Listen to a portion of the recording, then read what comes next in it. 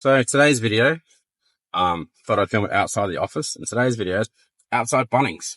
So jump straight into this because it's a simple message, but it's an important message. So if you think about what happens when you walk inside a Bunnings store, you walk straight in and you're greeted by the paint aisle, right? On the left, you're greeted by the gardening aisle. On the right, you're greeted by the padlocks and things like this, and lighting aisle. And then as you go further into the back of the store, you've got like all the tradie sections and storage and cleaning products and so forth. Right. Now, it should come as not a shock to many people, but there's a lot of data and there's a lot of thinking that goes into why they've done this. Obviously, it's because the way they've mapped out the floor plan is it's going to lead to more sales. Most people come to Bunnings because they want to buy paint, or they want to buy light globe, or they want to buy shit for their garden. And now even there's a dog aisle at Bunnings, right? So people go, yeah, I can get some dog food while I'm there. These are all the things that people buy a lot of. Now, it also blows my mind that you go to an e-commerce store and you're greeted by a big fucking huge banner on the homepage, and sometimes it doesn't even tell you what the site does. So something stupid, like, imagine it was a Bunnings e-commerce store and, it had the big banner. It would say like something along the lines of Bunnings, bloody, I don't know, shed full of things. And people go, what does that mean? It's a shed full of things. It doesn't say Bunnings, like tools, warehouse. There's a massive big hammer on the thing. You go, oh, I know what I'm here. And as you scroll past the banner, you scroll down to the next section. And a lot of e-com sites, you start being greeted with all this random stuff that makes no sense at all. They'll have their, they might have a review, or they might have a whatever immediately there. And it's kind of like, why have you got that there for? Like, what if you use the Bunnings model? What should actually be happening? You go to the website, you got a big banner. It's like, hey, we're Bunnings. We sell thousands and thousands of tools, and we are the best price place in Australia. And you're like, cool, I'll keep scrolling. Then you scroll down a bit further. Straight away, the first big imagine you've got a rectangle here, and you've got a big rectangle and two little rectangles. On a good e-com site, you'll go, hey, here's the paint section. And then next to it, you go, here's the gardening section, and here's the light globe section. Because those things are the things that you sell the most of.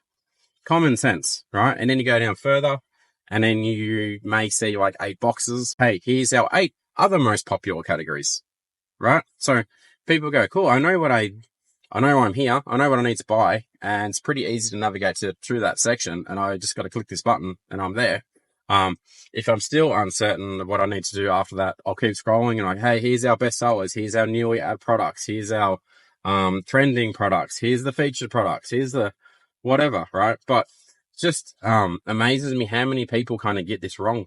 So even as you get deeper into a site and you start going to the navigation section, and they have stuff like bundles, and they have a section called new, or they have a section called all everything, or they have a section called blah, blah, blah, blah. They literally don't have a collection with a broad name that is associated with what's in that section. So imagine a pet shop. Like, here is the ball section. Here is the dog bed section.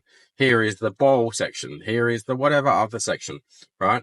And I don't know for the life of me why people do this, but they just go add more categories to their website, and none of the categories actually just make sense. So where I'm going with this is, before you build a site, or even if you've got an e-com site, I just highly recommend that people map everything out into a proper structure, into either Google Sheets or, Excel, or on a rock with a chisel if you're old, right?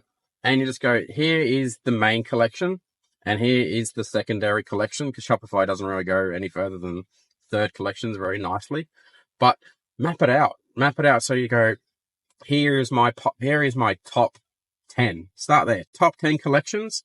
And I always have a lot of products in that collection, and I sell a lot of those products, and I make a lot of money in those products when they sell in that collection.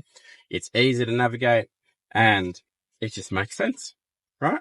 So, because why this is also important is, over time, as you put your big pants on, or big girl pants on, and you get busier and bigger and you're doing more volume, you want to be able to even run that collection into some financial modeling in your business. You're like, we actually know this particular collection makes us this much money every week, every day, every month, every year, right? And you go, well, we do 100 grand a month in that collection and we spend 10 grand a month. What happens if we spend 20 grand and made 200 grand, right? So it becomes very important that you actually set up your collection structure properly.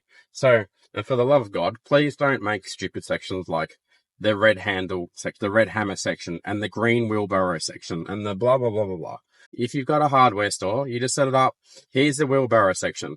A good theme, right? When I say a good theme, it's going to cost you bugger all. Or you get a good agency to build you one, like us.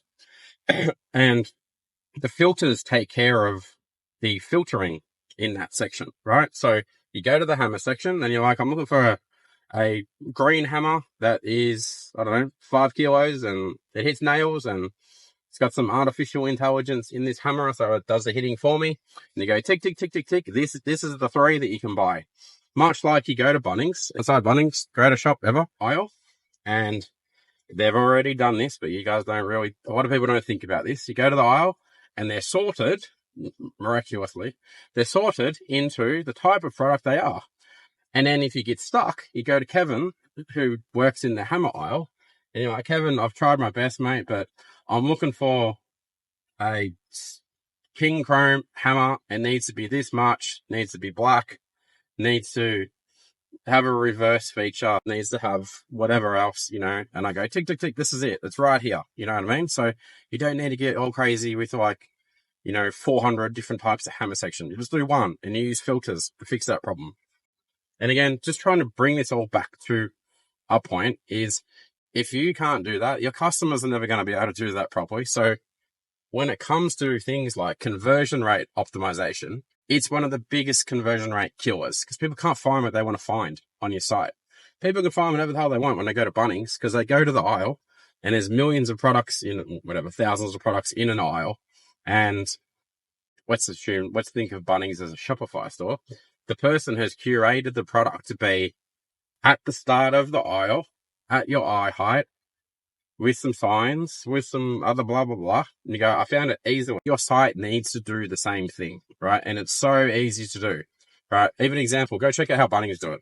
Sort by brand, sort by size, sort by price, sort by availability. Away you go, right? You have to forgive me. I'm looking around just to make sure no one drives into me. But take this, implement it into your stores, and I guarantee your conversion rate will just go nuts. So then you can do your meta ads and you can run it to the hammer section and you can do your whatever else you add, your TikToks and your email, and it runs to the right section. People are finding the right thing that they want to buy and it's easy to find. And not only that, if the categories and stuff, the collections are sorted by like best sellers, then you're selling more of what you should be selling and you're making more money because you're selling more products that are in stock, right? Really easy. So on that note, hope you got some value out of this video. I'll just wrap this up as well, just by saying I think Ryobi is as good as Milwaukee. So let me know your thoughts and let me know your comments below. Hope you enjoyed the video. I might do more of these if you like this style. See you. Bye.